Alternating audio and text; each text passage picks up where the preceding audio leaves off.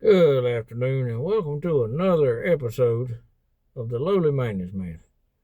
Now, I'll tell you, if I look tired, I am tired. Hadn't had a day off in over a month. I'm sleep deprived. I'm busier than a one-armed paper hanger, but I'm happy. And that's the main thing. So, I'll tell you a little story. A buddy of mine is a blue-collar guy. Well, a lot of buddies of mine are blue-collar guys. Some are white-collar, some are, well, I got friends of all walks of life.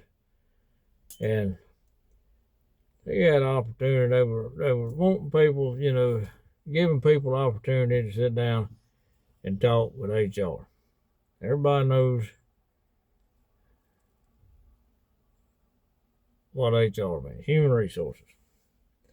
Not exactly sure what that means, but anyway. So they took said opportunity and went to talk to him, and they wanted to see, well, how could you advance? How, what do you think you need to do, or how can we better help you to advance and move up the ranks? Well, in like any place, not necessarily the company that he works at, but any place for that matter, it's pretty much the same. Well, he's a little less lippy than I am. And he said, well,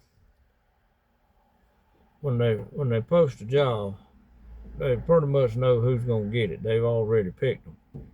And she went around, well, maybe, but every time she tried to circumvent him, she was saying the exact same thing he did. So now basically, like I said, in most places, if you want to move up, you gotta polish the brass. You gotta kiss ass. You know, you gotta suck up. You gotta be a yes man.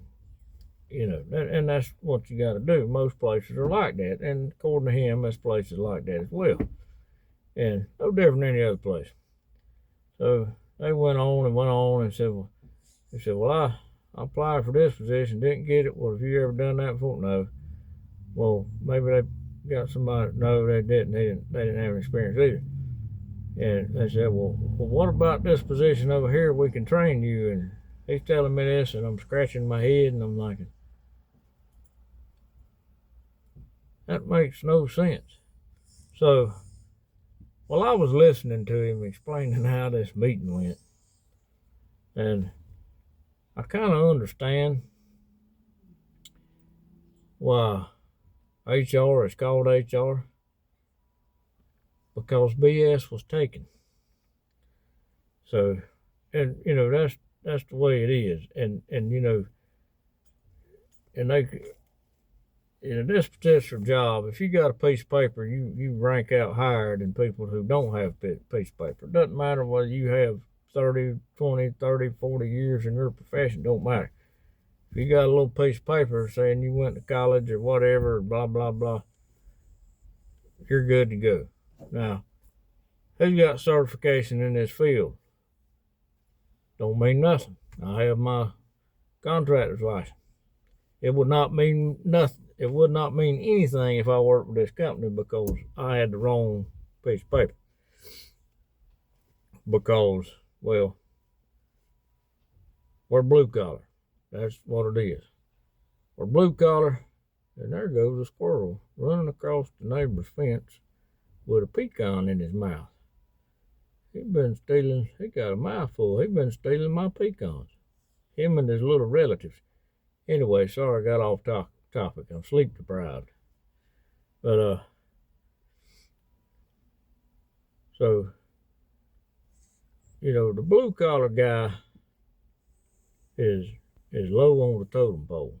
But if you delve into your Native American history, the lower you are on the totem pole, the higher of esteem that you are. It's kind of backwards. Kind of makes sense because, the blue collar guy,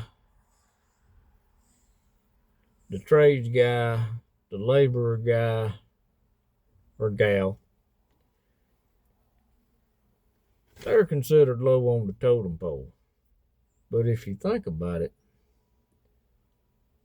the foundation of a building or a house is the lowest point of said building or house. What do you think holds it up? Y'all think about it. And if you see a blue collar guy, thank him. Have a great day.